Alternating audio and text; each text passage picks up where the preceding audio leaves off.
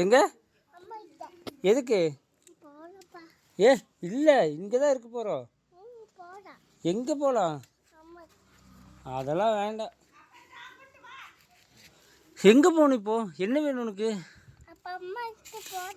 எதுக்கு? அதெல்லாம் வேண்டாம். அது சூடாக இருக்கும். இந்த பக்கம் வந்துடு. ஐயோ சூடு. எதுக்குடா?